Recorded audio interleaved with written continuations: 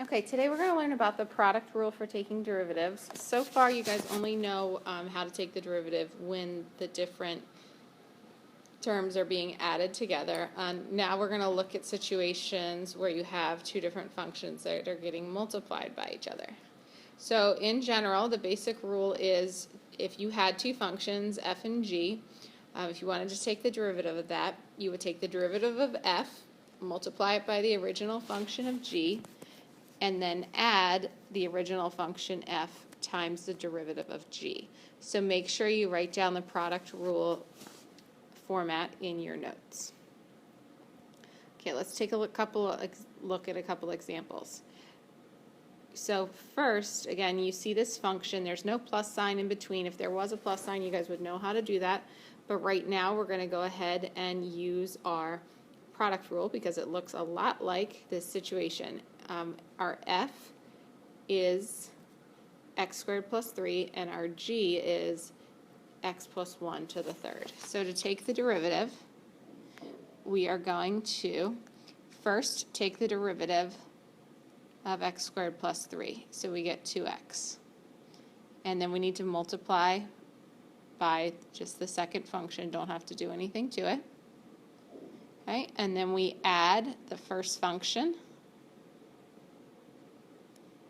times the derivative of the second function. So that's 3 times x plus 1 squared. You need to check for the chain rule. Over here, when we were taking the derivative, there were no issues on the 2x, and inside the parentheses, the derivative of x plus 1 is just 1, so that's not going to change your problem at all. So your final answer for this is just 2x times x plus 1 to the third plus, I would distribute the 3 and get 3x, oops, no you can't, sorry, so it's just going to be 3, let's erase that, and just put the coefficient in front, and then x plus 1 squared times x squared plus 3, and that's all you can do. And then there's your derivative. Okay, let's take a look at this one. Your x squared is getting multiplied by the natural log of x, so we have x squared as our first function and natural log of x as our second function. So for our derivative, we're going to first take the derivative of x squared, which is just 2x, and multiply it by the second function ln of x. And then we need to add our original, the first function doesn't change, and then we multiply by the derivative of ln of x, which is 1 over x. And then you just need to simplify. So you get 2x ln of x plus x, and there's your derivative.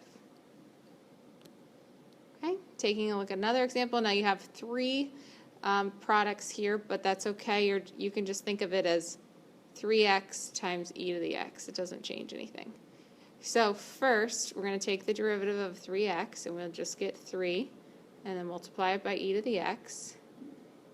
And then we don't change the first function, so that just stays as 3x, and the derivative of e to the x is just e to the x.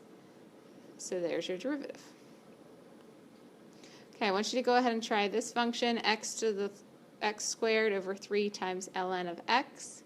Go ahead and see if you get the answer I did. So pause it, solve it, and then we'll get going again.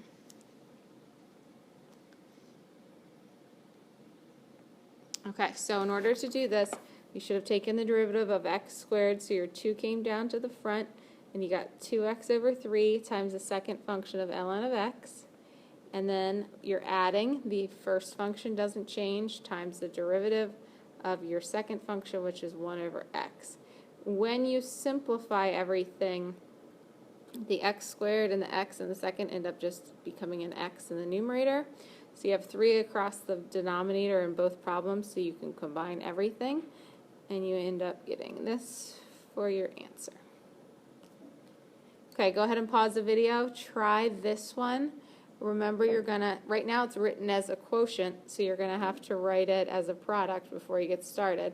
So it's ln of x squared times x to the negative 1/2.